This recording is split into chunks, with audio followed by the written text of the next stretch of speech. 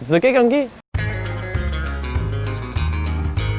Parce qu'avec le contexte actuel, j'avais envie de découvrir la France. Je me suis rendu compte que je connaissais plus de pays, que j'avais visité plus de pays que de régions françaises.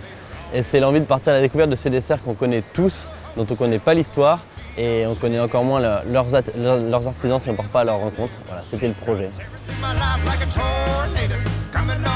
Et j'ai parcouru en City Scoot 1316 km en 10 jours. Je suis parti avec mes deux Kanki, Chloé et Gurkan, qui m'ont accompagné en camping-car et qui transportaient mes batteries. J'en avais 5 en tout et je fais 30 km ou 33 km par batterie.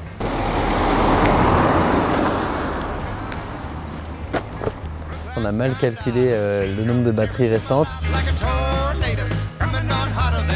Je dirais c'est quand il a plu, c'est-à-dire tous les jours.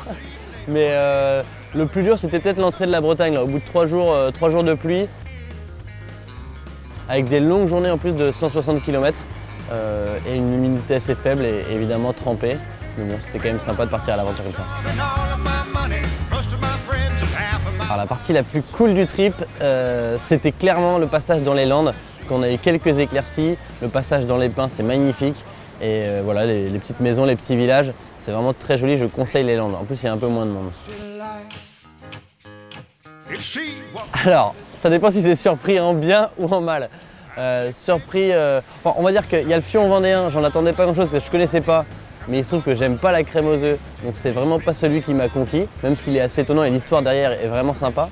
Après, surpris en bien, je m'y attendais pas du tout, c'est le pastis landais. Je m'attendais à une brioche lambda et en fait c'est vraiment très gourmand, ça se mange comme un petit dessert. C'est sucré, la texture est top, il y a un petit goût d'anis et voilà, il y a de l'armagnac dessus, donc il y a tout ce que j'adore. Le soir, j'allais tout simplement toquer chez l'habitant ou bien j'ai essayé de me faire copain-copain ou de m'acoquiner, non m'acoquiner pas du tout, mais de me faire copain-copain avec des gens dans les villages ou les villes. Et voilà, j'allais dormir chez l'habitant et pour me faire pardonner ou plutôt pour les remercier de m'accueillir, j'apportais le dessert que j'avais découvert le jour même chez l'artisan. Alors il y a un gars qui s'appelle Emric, je crois, qui était à Contis-Plage, qui roulait en voiture à côté et qui a fait mais man, c'est un City Scoot, tu viens de Paris ou quoi? C'est ce que je disais, c'est les scooters de Paris. Ouais, c'est vraiment le même, ouais. Je suis parti avec à la sauvette, je pense que je vais me faire choper. Et lui c'était assez marrant parce qu'il a filmé, il a suivi le truc et donc il sera ravi de le revoir dans Paris. Et il y a 4 surfeurs hier à Biarritz qui passaient devant le van, qui l'ont vu et qui ont dit mais attends, mais imagine le mec qui s'est tapé un délire, il est venu de Paris, je suis sorti du van, je leur ai dit ouais c'est ça les gars. Et voilà, eux ils connaissaient bien City Scoot parce qu'ils étaient parisiens. Oui, on a eu les forces de l'ordre, la maréchaussée, je crois juste après Chartres, qui ont arrêté le van, je pense pas parce qu'ils voulaient arrêter des gens d'après ordre du préfet. Et en leur expliquant le projet, ils ont à peine contrôlé et ils nous ont souhaité un bon voyage. D'ailleurs, je pense que j'ai une petite vidéo avec le policier. C'est bon, j'encourage le Papa Run à traverser la Bretagne, aller jusqu'à Biarritz et surtout à arriver en bonne santé. Voilà, c'est ça. Et bien très bien, merci monsieur l'agent. Allez. Alors la logistique du trajet, c'était que le camping-car était devant et faisait l'itinéraire avec Chloé et Gurkan. Et moi, je les avais toujours en visu à 100 ou 200 mètres. Ce qui fait que j'avais pas à me soucier de la logistique ni de l'itinéraire. C'était très agréable pour moi, j'avais plus qu'à regarder les paysages, les vaches, les petits villages et à profiter du voyage.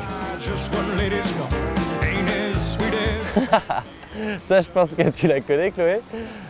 C'est quand j'arrive dans un petit virage dans le Bordelais et là, je vois le camping-car qui est à 45 degrés comme ça dans un fossé.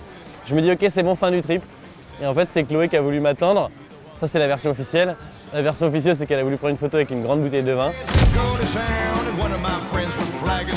Et en fait, c'était pas un fossé, enfin c'était pas un bas-côté, c'était un fossé. Et grâce à Maxime, le viticulteur, on a réussi à sortir le van du fossé. Merci, vous êtes notre champion.